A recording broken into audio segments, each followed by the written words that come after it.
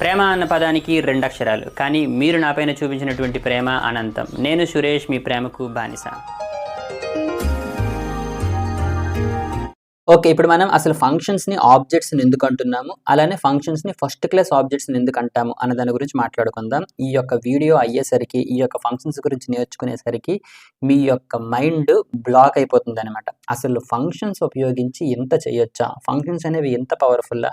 అలానే ఫంక్షన్స్ అనేవి ఇంత కన్‌ఫ్యూజింగ్‌గా ఉంటుందా? అని మీకు అనిపిస్తుందనమాట. సరే, అయితే ఈ యొక్క ఫంక్షన్స్‌ని ఆబ్జెక్ట్స్ అని ఎందుకు అంటున్నాను అనేది తెలుసుకునే ముందు అసలు ఈ యొక్క ఫంక్షన్స్‌ని ఫస్ట్ క్లాస్ ఆబ్జెక్ట్స్‌ని ఎందుకు అంటున్నాము అన్న దాని గురించి మాట్లాడుకుందాం.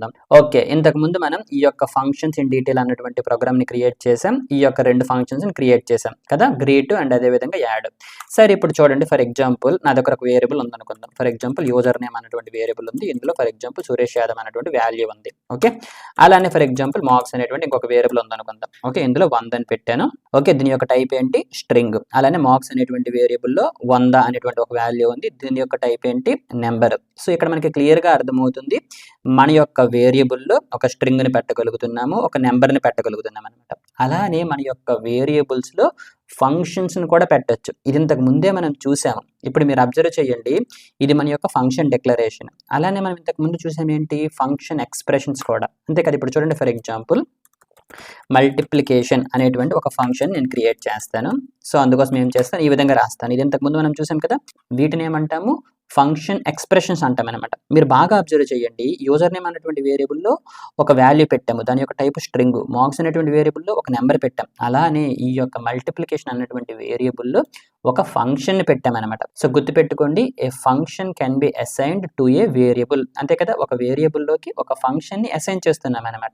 ఇప్పుడు చూడండి, ఈ యొక్క మల్టిప్లికేషన్ అన్నటువంటి ఫంక్షన్ ని మనం ఎక్కడైనా ఉపయోగించుకోవాలనుకోండి, ఈ విధంగా రాసుకుంటాం అనమాట. సేమ్ ఇక్కడ మన యొక్క యాడ్ అన్నటువంటి ఫంక్షన్ ని కాల్ చేసినప్పుడు ఏ విధంగా అయితే ఇలా రాసామో, సేమ్ అలానే ఈ యొక్క మల్టిప్లికేషన్ అన్నటువంటి ఫంక్షన్ ని కాల్ చేసినప్పుడు ఈ విధంగా రాస్తాము. ఇందులోకి మనం పారామీటర్స్ పంపించుకోవచ్చు అనమాట. ఇప్పుడు చూడండి, ఫర్ ఎగ్జాంపుల్ 10, 20 అన్నటువంటి 2 పారామీటర్స్ ని పంపించాను కదా. ఈ యొక్క 2 పారామీటర్స్ ని ఈ యొక్క ఫంక్షన్ లో యాక్సెస్ చేసుకోవాలనుకోని అంటే దానికి సంబంధించినటువంటి ఒక 2 వేరియబుల్స్ ని క్రియేట్ చేసుకుంటాను అనమాట. ఓకే, ఇప్పుడు చూడండి, చూడడానికి నీట్ గా ఉంటుంది కాబట్టి ఫర్ ఎగ్జాంపుల్ నెంబర్ 1, నెంబర్ 2 అన్నటువంటి ఒక 2 వేరియబుల్స్ ని తీసుకున్నాను. ఓకే, ఆ రెండింటిని మల్టిప్లికేషన్ చేసి ఆ యొక్క వాల్యూని రిటర్న్ చేస్తానన్నమాట. ఓకే, ఇప్పుడు చూడండి, ఈ విధంగా చేశాను. సో 10, 20 ఈ రెండు ఇందులోకి వెళ్తాయి, ఆ రెండింటి యొక్క మల్టిప్లికేషన్ జరుగుతుంది, ఆ యొక్క వాల్యూ అనేది రిటర్న్లో వస్తుంది. సో ఆ విధంగా వచ్చినటువంటి వాల్యూని జస్ట్ ప్రింట్ చేసి మీకోసం చూపిస్తాను. ఓకేనా? ఓకే, సో ఒక్కసారి మన యొక్క ప్రోగ్రామ్ యొక్క అవుట్పుట్ని చెక్ చేద్దాం. ఓకే, ప్రోగ్రామ్ని రీఫ్రెష్ చేస్తున్నాను. ఇప్పుడు చూడండి, 10 × 20 ఎంత? 200. సో ఇక్కడ మీరు జస్ట్ గుర్తుపెట్టుకోవాల్సింది ఏంటి అనుకోనంటే, a function can be assigned to a variable. సరే, ఇప్పుడు బాగా అబ్జర్వ్ చేయండి, ఇది మన యొక్క గ్రీట్ అన్నటువంటి ఫంక్షన్. ఈ యొక్క ఫంక్షన్కి మనం పంపించినటువంటి వాల్యూ ఏంటి? ఒక స్ట్రింగ్. సరే, అలానే ఇది మన యొక్క యాడ్ అన్నటువంటి ఫంక్షన్. ఈ యొక్క ఫంక్షన్కి మనం పంపించినటువంటి వాల్యూస్ యొక్క టైప్ ఏంటి? నెంబర్స్. అంతే కదా, 10, 20 నెంబర్స్ పంపించాం. ఇక్కడ స్ట్రింగ్ పంపించాము, ఇక్కడ నెంబర్ పంపించాం. ఇలానే మన యొక్క ఆర్గ్యుమెంట్లో ఏదైనా పంపించవచ్చు అనమాట. ఇప్పుడు నేనేం చేస్తానో తెలుసా? ఒక ఫంక్షన్ని కూడా పంపించుకోవచ్చు అనమాట. ఓకే ఓకే, ఇప్పుడు నేనేం చేస్తాను, మన దగ్గర కొన్ని ఫంక్షన్స్ ఆల్రెడీ ఉన్నాయి కదా. ఇప్పుడు చూడండి, ఫర్ ఎగ్జాంపుల్ గ్రీట్ అన్నటువంటి ఫంక్షన్ ఉంది కదా. ఈ యొక్క గ్రీట్ అన్నటువంటి ఫంక్షన్ని సింపుల్గా ఈ విధంగా పంపించేస్తాను అనమాట. అంటే ఈ యొక్క నేమ్, ఈ యొక్క ఫంక్షన్ యొక్క నేమ్ ఏంటి? గ్రీట్ కదా. నేను డైరెక్ట్గా ఇలాగే పంపించేస్తాను అనమాట. అంటే ఇప్పుడు ఇండైరెక్ట్గా ఏం జరుగుతుంది, మన యొక్క ఫంక్షన్ అనేది ఈ యొక్క ఫంక్షన్కి పారామీటర్గా వెళ్తుంది అనమాట. సో ఇప్పుడు ఈ యొక్క ఫంక్షన్ని మనం ఈ యొక్క ఫంక్షన్ దగ్గర ఉపయోగించుకోవాలనుకుంటే దానికి ఒక వేరియబుల్ ఇచ్చుకుంటాం అనమాట. అప్పుడు ఆ వేరియబుల్లోకి ఈ యొక్క ఫంక్షన్ అనేది వెళ్తుంది. సో జస్ట్ గుర్తుపెట్టుకోండి, మనం మన యొక్క ఫంక్షన్స్ని ఆర్గ్యుమెంట్స్ రూపంలో పంపించవచ్చు. ఓకే, సరే, ఇప్పుడు ఈ విధంగా ఇక్కడికి వచ్చింది కదా. జస్ట్ దీనికి ఒక వేరియబుల్ నేమ్ ఇస్తాను. ఫర్ ఎగ్జాంపుల్ గ్రీట్ ఫన్ అని అనుకుందాం. ఓకే, గ్రీట్ ఫంక్షన్కి బదులు సింపుల్గా గ్రీట్ ఫన్ అని అన్నాను. ఇప్పుడు ఇదే ఫంక్షన్ని మనం ఇక్కడ కాల్ కూడా చేసుకోవచ్చు అనమాట. ఏమీ లేదు, ఈ యొక్క ఫంక్షన్ని ఈ విధంగా కాల్ చేసుకోవచ్చు. ఓకే, ఇప్పుడు ఈ యొక్క ఫంక్షన్ ఉందా, ఈ యొక్క ఫంక్షన్కి ఏం యాక్సెప్ట్ చేస్తుంది? ఒక నేమ్ని యాక్సెప్ట్ చేస్తుంది కదా. ఇప్పుడు ఈ యొక్క ఫంక్షన్ని ఇక్కడికి పంపించాము, గ్రీట్ ఫంక్షన్ అనేటువంటి వేరియబుల్లో పెట్టాం కదా. సో ఇప్పుడు ఈ యొక్క greet function is nothing but ఈ యొక్క ఫంక్షన్ కదా. ఈ యొక్క ఫంక్షన్కి కాల్ చేసినప్పుడు మనం ఏం పంపిస్తాము? ఒక స్ట్రింగ్ పంపిస్తాం. ఆ విధంగా పంపించినటువంటి స్ట్రింగ్ని కన్సోల్లోకి ఈ విధంగా ప్రింట్ అవుతుంది కదా. సరే, ఇప్పుడు నేను ఏం చేస్తాను అనుకోనంటే, ఈ యొక్క గ్రీట్ ఫంక్షన్ అనేటువంటి ఫంక్షన్కి సింపుల్గా ఇలా పంపిస్తాను అనమాట.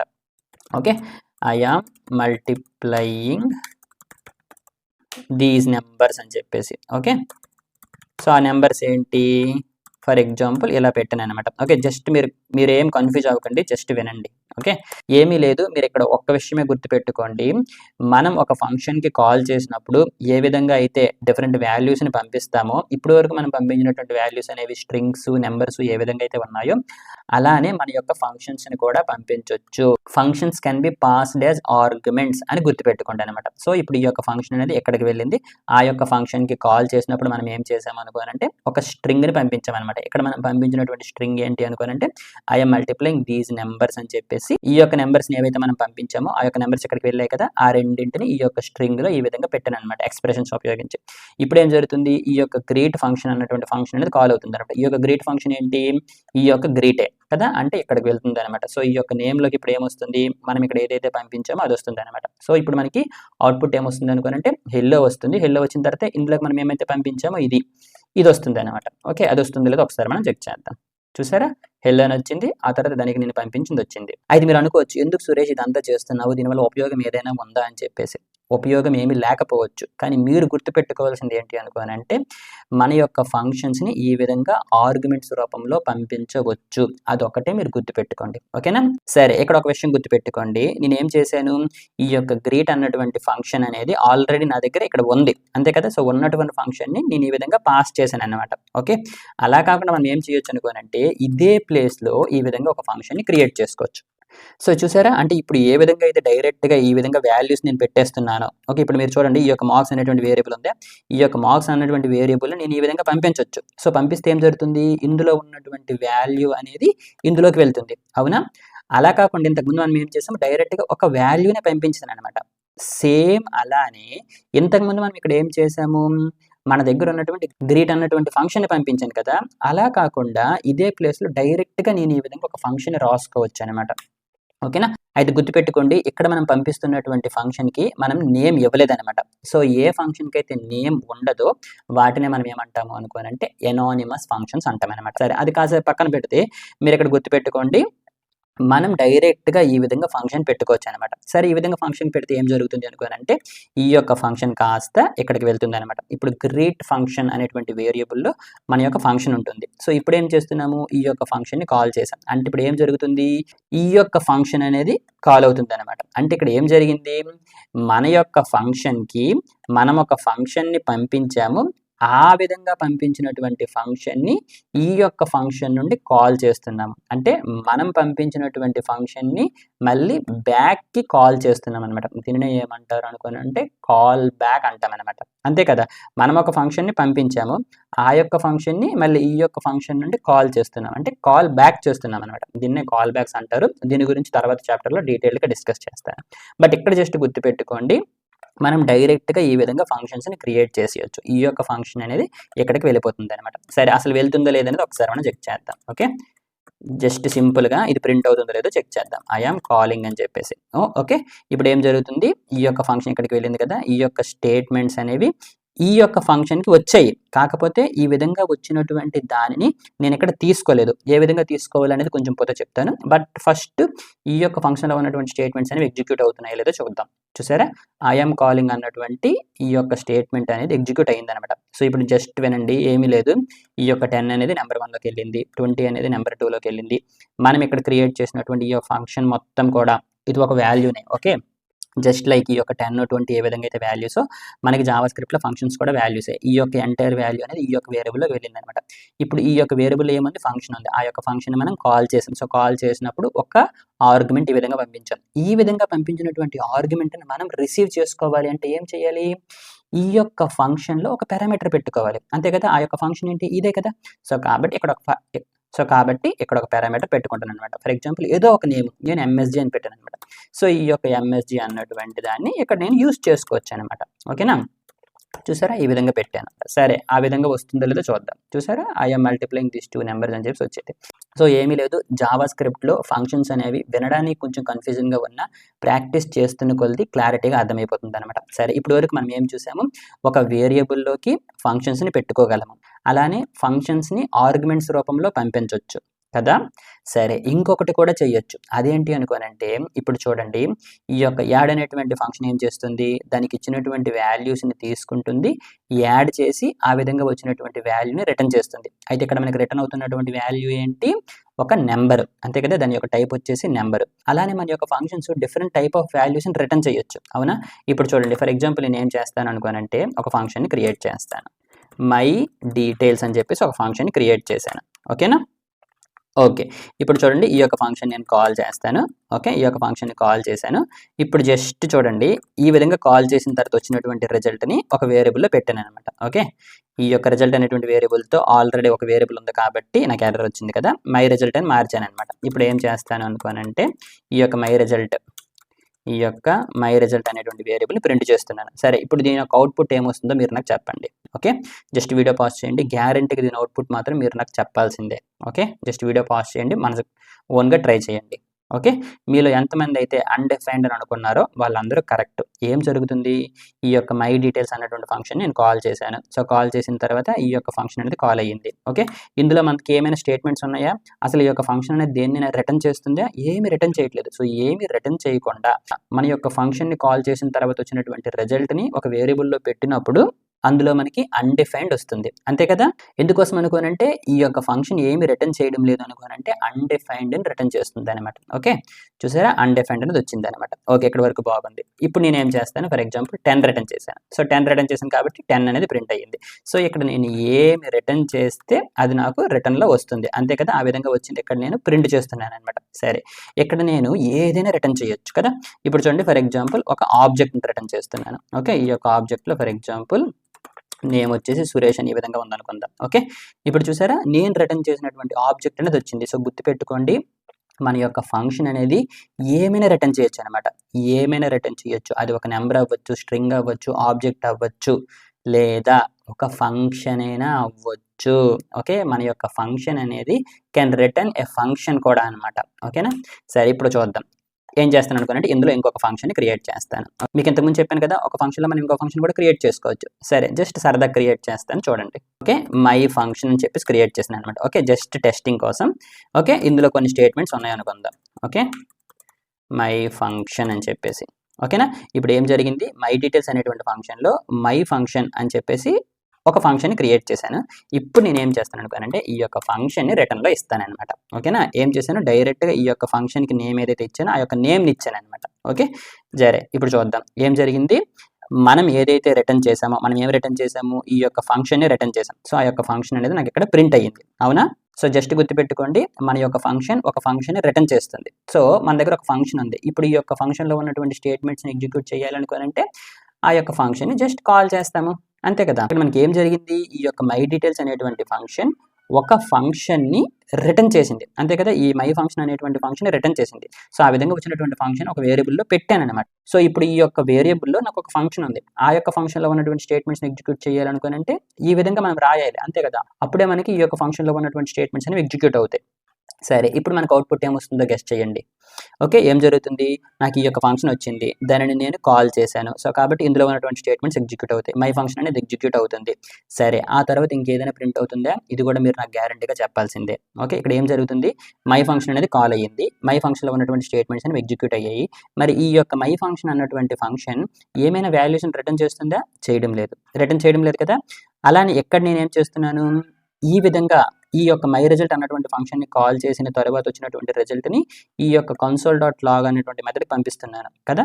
సో అప్పుడు నాకు అన్డిఫైన్డే వస్తుంది, అవునా కాదా. ఎందుకోసం అనుకోనంటే ఈ యొక్క మై ఫంక్షన్ అనేది ఏ వాల్యూ రిటర్న్ చేయలేదు. సో కాబట్టి ఇక్కడ మనకి 2 ప్రింట్ అవుతాయి.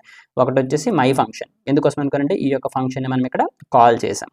అలానే ఈ యొక్క ఫంక్షన్ ఏమైనా రిటర్న్ చేసిందా, ఏం రిటర్న్ చేయలేదు కాబట్టి అన్డిఫైన్డ్ వచ్చిందనమాట. ఓకే, ఒకవేళ ఈ యొక్క ఫంక్షన్ ఏదైనా రిటర్న్ చేసి ఉంటే ఫర్ ఎగ్జాంపుల్ 100, అప్పుడు మనకి ఇక్కడ 100 అనేది వచ్చి ఉండేది అనమాట. ఓకేనా, ప్రోగ్రామింగ్ అనేది చాలా చాలా చాలా చాలా చాలా సింపుల్. ఈ యొక్క కాన్సెప్ట్స్ మీకు అర్థమైపోతే సరిపోతుంది అనమాట. సరే ఇప్పుడు వరకు మీకు ఏమని చెప్పాను, ఒకటి వచ్చేసి ఫంక్షన్స్ని ఒక వేరియబుల్స్లోకి అసైన్ చేయొచ్చు, రెండోది వచ్చేసి మన యొక్క ఫంక్షన్స్ని ఆర్గ్యుమెంట్స్గా పంపించవచ్చు, అలానే ఫంక్షన్స్ని వేరే ఫంక్షన్స్ నుండి రిటర్న్ చెయ్యొచ్చు. ఓకే, ఈ 3 విషయాలు మనకు గుర్తున్నాయి కదా. సరే, ఆ యొక్క 3 విషయాలు జరుగుతున్నాయి కాబట్టి ఫంక్షన్స్ని ఫస్ట్ క్లాస్ ఆబ్జెక్ట్స్ అని అంటామన్నమాట. ఫస్ట్ క్లాస్ ఆబ్జెక్ట్స్ అంటాం, లేదా ఫస్ట్ క్లాస్ సిటిజన్స్ అంటామన్నమాట. ఎందుకోసం అనుకోనంటే functions can be assign to variables. అదే ఇక్కడ మీరు చూశారు, ఫంక్షన్ని ఒక వేరియబుల్లో అసైన్ చేయగలుగుతున్నాము. అలానే functions can be passed as arguments. ఇక్కడ మనకి అదే జరిగింది. 10 అని 20ని ఏ విధంగా అయితే ఆర్గ్యుమెంట్స్గా పంపిస్తున్నానో అలానే ఒక ఫంక్షన్ని కూడా ఆర్గ్యుమెంట్ కింద పంపించగలుగుతున్నాను. అలానే functions can B returned from other functions. ఇక్కడ మీరు చూసుకుంటే ఇది ఒక ఫంక్షన్, నేనేం చేస్తున్నాను, ఈ ఫంక్షన్ నుండి ఇంకొక ఫంక్షన్ని రిటర్న్ చేస్తున్నాను అనమాట. చూసారా, జావా స్క్రిప్ట్లో ఫంక్షన్స్ అనేవి చాలా చాలా చాలా పవర్ఫుల్ అనమాట. అలానే తరువాత చాప్టర్లో మీకు కాల్ బ్యాక్ ఫంక్షన్స్ గురించి చెప్పిన తర్వాత ఇంకా అద్భుతంగా ఉంటుందన్నమాట. ఓకేనా, సో జస్ట్ గుర్తుపెట్టుకోండి, జావా స్క్రిప్ట్లో ఫంక్షన్స్ అనేవి చాలా చాలా చాలా పవర్ఫుల్. అలానే వీటిని ఫస్ట్ క్లాస్ ఆబ్జెక్ట్స్ అంటామన్నమాట. సరే, ఇక్కడ నేనేం చేశాను, ఒక ఫంక్షన్ని క్రియేట్ చేసి దానిని రిటర్న్ చేశాను కదా. అలా కాకుండా మీరు ఏం చేయొచ్చు అనుకోనంటే డైరెక్ట్గా ఇక్కడే ఫంక్షన్ని రాసేయచ్చు అనమాట. ఓకేనా, అంటే ఈ విధంగా చేయొచ్చు. ఇప్పుడు నేనేం చేస్తాను, ఈ విధంగా ప్రత్యేకంగా ఒక ఫంక్షన్ని క్రియేట్ చేయాల్సిన అవసరం లేదు. ఓకే, ఇక్కడ నేనేం చేశాను చూసారా, డైరెక్ట్గా రిటర్న్ అని పెట్టాను, ఈ యొక్క ఫంక్షన్ని ఇక్కడ రాసేసాను అనమాట. ఓకేనా, అంటే ఇక్కడ డైరెక్ట్గా ఏ విధంగా అయితే ఒక ఫంక్షన్ని ఇక్కడ క్రియేట్ చేస్తున్నామో అలానే రిటర్న్ చేసినప్పుడు డైరెక్ట్గా ఒక ఫంక్షన్ని రిటర్న్ చేసేయచ్చు. సరే, ఇప్పుడు అసలు ఈ యొక్క ఫంక్షన్స్ని ఆబ్జెక్ట్స్ని ఎందుకు అంటున్నాను అనేది డిస్కస్ చేద్దాం. సరే, అసలు ఆబ్జెక్ట్స్ అంటే ఏంటి? Objects is a collection of key value pairs, లేదా ప్రతి ఆబ్జెక్ట్కి స్టేట్ అండ్ బిహేవియర్ ఉంటుంది అని ఇంతకుముందు మనం డిస్కస్ చేసుకున్నాం. సరే, అయితే ఇప్పుడు మీరు నాకు తిట్టచ్చు, అదేంట్రా సురేష్, ఇది జస్ట్ ఫంక్షనే కదా, అసలు ఇక్కడ ఎక్కడైనా మనకి కీ వాల్యూ పేర్స్ అనేవి ఉన్నాయా, మరి అటువంటి అప్పుడు దీనిని ఆబ్జెక్ట్స్ అని ఏ విధంగా అంటున్నావు అని మీరు నాకు అనొచ్చు. మీరు అన్నది కరెక్టే. సరే, ఫస్ట్ ఒక పని చేద్దాం. ఓకే, ఇప్పుడు నేనేం చేస్తాను అనుకోనంటే ఒక ఫంక్షన్ని క్రియేట్ చేస్తాను. ఓకే, సింపుల్గా మీకు చెప్పడానికి. ఓకే, సింపుల్గా అని చెప్పేసి ఒక ఫంక్షన్ క్రియేట్ చేద్దాం. ఎలాగో నేను సింపుల్గా అన్నాను కదా. ఓకే, ఇందులో ఈ విధంగా రాస్తాను అనమాట, Java script is very simple అని చెప్పేసి. ఓకేనా, నిజానికి జావా స్క్రిప్ట్ చాలా చాలా సింపులే, ఎప్పుడు నేను చెప్పినప్పుడు. ఓకేనా, సరే, కామెడీ కాసేపు పక్కన పెడదాం. ఇప్పుడు ఒక విషయం చెప్తాను, గుర్తుపెట్టుకోండి. ఓకే, ఫస్ట్ నేను ఏం చేస్తాను అనుకోనంటే దీని యొక్క టైప్ ఏంటో చెక్ చేస్తాను. ఓకే, టైప్ ఆఫ్ ఈ యొక్క ఫంక్షన్, అంతే కదా, ఈ యొక్క నేమ్ని ఇక్కడ రాశాను అనమాట. సరే, ఇప్పుడు మీ యొక్క మనసులో అనుకోండి దీని యొక్క టైప్ ఏమొస్తుందని చెప్పేసి. నిజానికి మనకి ఎన్ని రకాలైనటువంటి టైప్స్ ఉన్నాయి, ప్రిమిటివ్ డేటా టైప్స్లో 7 ఉన్నాయి, అలానే నాన్ ప్రిమిటివ్ డేటా టైప్స్లో ఆబ్జెక్ట్ అనేది ఒకటి ఉందన్నమాట. ఓకేనా, సో వీటిలో ఏదో ఒకటి మనకి ప్రింట్ అవ్వాలి, అవునా. కానీ ఇప్పుడు మీకు కళ్ళు చెదిరేటువంటి ఒక రెస్పాన్స్ వస్తుంది, చూడండి ఏమని వచ్చింది, ఫంక్షన్ వచ్చింది అనమాట. అసలు అటువంటి టైప్ ఏమైనా ఉందా, అసలు లేదనమాట. ఇది మనకి జావా స్క్రిప్ట్లో ఒక పెద్ద బగ్ అనమాట. ఎందుకోసం అనుకోనంటే బిగినింగ్ నుండి వాళ్ళు ఈ విధంగా ఉంచారు, అది అలాగే వదిలేశారనమాట. ఇది చిన్న బగ్ అనమాట. సరే, ఇప్పుడు వరకు మీకు అసలు దీన్ని ఆబ్జెక్ట్ని ఎందుకు అంటున్నాము అనేది ప్రూవ్ చేయలేకపోయాను కదా. సరే, ఇప్పుడు గుర్తుపెట్టుకోండి, ఇంతకుముందు మనం చాలాసార్లు డిస్కస్ చేసాము, మన యొక్క ఆబ్జెక్ట్ దగ్గర ప్రాపర్టీస్ ఉంటాయి, అలానే మెథడ్స్ ఉంటాయి, అవునా. సరే, అయితే ఇంతకు ముందు మనం కొన్నిసార్లు ఆబ్జెక్ట్స్ని క్రియేట్ చేసాం కదా, ఒక్కసారి చూద్దాం. ఇప్పుడు మీరు చూడండి, ఈ యొక్క ధోని అన్నటువంటి ఆబ్జెక్ట్ని ఇంతకుముందు మనం క్రియేట్ చేసాం. ఇందులో కొన్ని ప్రాపర్టీస్ ఉన్నాయి, అలానే కొన్ని మెథడ్స్ ఉన్నాయి, అంతే కదా. రిటైర్ అనేటువంటిది ఒక మెథడ్.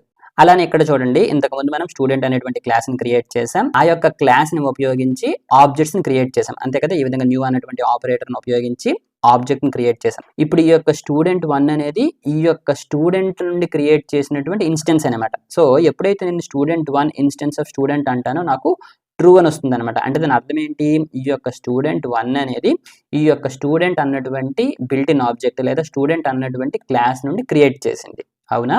సరే, అయితే మనకి తెలియకుండా మనం క్రియేట్ చేసినటువంటి ఫంక్షన్స్ ఏవైతే ఉంటాయో అవన్నీ కూడా మన దగ్గర ఫంక్షన్ అనేటువంటి ఒక బిల్ట్ ఇన్ ఫంక్షన్ ఉందన్నమాట. ఓకేనా, దీని యొక్క ఇన్స్టెన్సెస్ అనమాట. ఇప్పుడు ఈ యొక్క ఫంక్షన్కి నేను ఇచ్చినటువంటి నేమ్ ఏంటి, సింపుల్గా అని ఇచ్చాను కదా. ఇది మనకి తెలియకుండా ఈ యొక్క ఫంక్షన్ అన్నటువంటి బిల్ట్ ఇన్ ఆబ్జెక్ట్ యొక్క ఇన్స్టెన్స్ అనమాట. ఓకేనా, అదొక్కసారి మీకు చూపిస్తాను చూడండి. మన యొక్క MDN వెబ్ డాక్స్ ఓపెన్ చేశాను. ఓకే, ఇందులో నేను ఫంక్షన్ ఓపెన్ చేస్తున్నాను అనమాట. చూడండి, మనకి ఈ విధంగా ఫంక్షన్ అనేటువంటి ఒక ఆబ్జెక్ట్ ఉందన్నమాట. మనం ఎప్పుడైతే ఈ విధంగా ఫంక్షన్స్ని క్రియేట్ చేస్తామో ఈ నేమ్తో ఒక ఇన్స్టెన్స్ అనేది క్రియేట్ అవుతుంది అనమాట. సరే, ఆ విధంగా ఇన్స్టెన్స్ అనేది క్రియేట్ అయితే ఏం జరుగుతుంది, అందులో ఉన్నటువంటి ఇన్స్టెన్స్ మెథడ్స్ని, ఇన్స్టెన్స్ ప్రాపర్టీస్ని, అలానే స్టాటిక్ మెథడ్స్ని, స్టాటిక్ ప్రాపర్టీస్ని మనం యాక్సెస్ చేసుకోవచ్చు కదా. సరే, ఇప్పుడు నేను ఏం చేస్తాను అనుకోనంటే చూడండి, ఈ యొక్క సింపుల్గా మీద డాట్ ఇచ్చాను, చూసారా. డాట్ ఇచ్చినప్పుడు చూసారా నాకు చాలా రకాలైనటువంటి వచ్చాయి అనమాట. ఇక్కడ చూడండి, నేము, లెంత్, అప్లై, కాలు, బైండ్, ఇవన్నీ ఎక్కడ ఉండాలి, ఇక్కడ ఉండాలి. అవి ఇక్కడ ఉన్నాయా, చూసారా, అవి ఇక్కడ ఉన్నాయి అనమాట. ఎందుకోసం అనుకోనంటే function is an object. Okay. ఇప్పుడు చూడండి ప్రూవ్ చేస్తాను. ఏమని ప్రూవ్ చేస్తాను? ఈ యొక్క సింపుల్‌గా అనేది ఫంక్షన్ యొక్క ఇన్‌స్టెన్సా కాదో చెక్ చేస్తాను. అవునా? ఇప్పుడు ఒకసారి మనం చెక్ చేద్దాం. చూసారా నాకు ట్రూ వచ్చిందనమాట. సో, ప్రూవ్ అయింది కదా! మన యొక్క ఫంక్షన్స్ కూడా ఆబ్జెక్ట్సే. అయితే మీకు ఒక డౌట్ రావాలి. మరి ఇది ఆబ్జెక్ట్ కదా! ఆబ్జెక్ట్‌లోకి నేను ప్రాపర్టీస్‌ని పెట్టగలను కదా! అని చెప్పేసి. 100% మీరు కరెక్టే. పెట్టొచ్చు. ఇప్పుడు చూడండి నేనేం చేస్తాను, ఈ యొక్క సింపుల్‌గా అన్నటువంటి మెథడ్ ఉంది కదా! దీనికి ఒక ప్రాపర్టీ పెడతాను. చూడండి ఫర్ ఎగ్జాంపుల్ డిస్క్రిప్షన్ అనేటువంటి ఒక ప్రాపర్టీని పెట్టాననమాట. ఓకే. ఇందులో ఈ విధంగా ఒక మెసేజ్‌ని కూడా పెడతాను. ఓకే. ఏమని పెడతాను? This function is used to teach functions అని చెప్పేసి. ఓకేనా? జస్ట్ నార్మల్‌గా ఒకటి పెట్టాననమాట. ఇప్పుడు నేనేం చేశాను, ఈ యొక్క ఫంక్షన్ ఒక ఆబ్జెక్ట్ అంటున్నాను కాబట్టి, ఆబ్జెక్ట్‌లోకి మనం ప్రాపర్టీస్‌ని పెట్టగలం కాబట్టి, అది కరెక్ట్‌గా వర్క్ అవుతుందా లేదా అని ప్రూవ్ చేయడం కోసం ఒక ప్రాపర్టీని పెట్టాను. సరే, ఇప్పుడు నేనేం చేయాలి, అది కరెక్ట్‌గా వర్క్ అయిందో లేదో చెక్ చేసుకోవాలనుకోనంటే, సింపుల్‌గా డాట్ డిస్క్రిప్షన్ అని అన్నాననుకోండి, ఇక్కడ నేను పెట్టినటువంటి వాల్యూ అనేది ఇక్కడ నాకు ప్రింట్ అవ్వాలి. సరే, ప్రింట్ అవుతుందో లేదో చెక్ చేసేద్దాం. ఓకే. ఇక్కడ మీరు చూడండి నేను పెట్టినటువంటి వాల్యూ అనేది ప్రింట్ అయిపోయిందనమాట. సో, ఇంతకన్నా మీకు ఇంకేమైనా ప్రూవ్ చేయాలా? గుర్తుపెట్టుకోండి ఫంక్షన్స్ అనేవి ఆబ్జెక్ట్సే. ఓకే. ఇప్పుడు మీరు చూడండి ఇందులో మనకు కొన్ని ఇన్‌స్టెన్స్ ప్రాపర్టీస్ ఉన్నాయా? చూడండి నేమ్ అన్నటువంటి ప్రాపర్టీ ఉంది. లెంత్ అనేటువంటి ప్రాపర్టీ ఉంది కదా! వాటిని కూడా మనం ఉపయోగించుకోవచ్చనమాట. ఇప్పుడు చూడండి ఆ యొక్క నేమ్ అన్నటువంటి ప్రాపర్టీని ఉపయోగించుకున్నాననుకోండి. ఈ యొక్క సింపుల్‌గా డాట్ నేమ్ అన్నాననుకోండి. ఏమిస్తుంది అనుకోనంటే మన యొక్క ఫంక్షన్ యొక్క నేమ్ ఏదైతే ఉందో ఆ యొక్క నేమ్‌ని ఇస్తుందనమాట. ఓకేనా? సో, మీకు ఎప్పుడైనా ఫ్యూచర్‌లో కావాలంటే మీరు ఉపయోగించుకోవచ్చు. అలానే మనకి ఇందులో మనకి లెంత్ కూడా ఉందని చూసాం కదా! ఈ యొక్క సింపుల్‌గా అన్నటువంటి ఈ యొక్క ఇన్‌స్టెన్స్ వేరియబుల్ మీద నేను లెంత్‌ని వాడుకుంటాననమాట. ఓకే. లెంత్ అనేటువంటి ప్రాపర్టీ మనకి ఇక్కడ ఉంది. ఓకే. ఇక్కడ మీరు చూడండి లెంత్ అన్నటువంటి ప్రాపర్టీ ఉందనమాట. సో, ఇదేం చేస్తుంది అనుకోనంటే, ఏం చేస్తుంది అంటే ఇప్పుడు మీరు చూస్తే అర్థమైపోతుంది. ఇక్కడ మనకి 0 ఇచ్చింది. 0 ఎందుకోసం ఇచ్చింది అనుకోనంటే ఈ యొక్క ఫంక్షన్ ఎన్ని పారామీటర్స్‌ని తీసుకుంటుంది? 0 పారామీటర్స్‌ని తీసుకుంటుంది కాబట్టి. ఇప్పుడు చూడండి ఫర్ ఎగ్జాంపుల్ ఇందులోకి నేను ఏబీ అనేటువంటి 2 పారామీటర్స్‌ని పెట్టాననుకోండి. ఇప్పుడు ఒకసారి చూడండి 2 వచ్చింది. సో, ఇక్కడ ఈ యొక్క లెంత్ ఏంటి అనుకోనంటే మన యొక్క ఫంక్షన్ ఎన్ని పారామీటర్స్‌ని యాక్సెప్ట్ చేస్తుందో ఆ యొక్క పారామీటర్స్ యొక్క లెంతే ఈ యొక్క లెంత్ అనమాట. ఓకేనా? సో, మీకు ఇవన్నీ అవసరం లేదు. జస్ట్ గుర్తుపెట్టుకోండి ఫంక్షన్స్ అనేవి ఆబ్జెక్ట్స్. అలానే ఫంక్షన్స్ అనేవి ఫస్ట్ క్లాస్ ఆబ్జెక్ట్స్. ఓకే. ఆ 2 విషయాలు గుర్తుపెట్టుకోండి. ఓకే. ఇప్పుడు నిజానికి మీకు యారో ఫంక్షన్స్ గురించి చెప్పాలి. కానీ అవి ఇప్పుడు చెప్తే కన్‌ఫ్యూజ్ అయిపోతారు కాబట్టి కొన్ని చాప్టర్స్ తర్వాత చెప్తాను. ఓకే. ఇప్పుడు జావా స్క్రిప్ట్‌లో వెరీ ఇంపార్టెంట్ అయినటువంటి కాల్ బ్యాక్ ఫంక్షన్స్ గురించి మాట్లాడుకుందాం. చిన్న బ్రేక్ చిటికలో వచ్చేస్తా.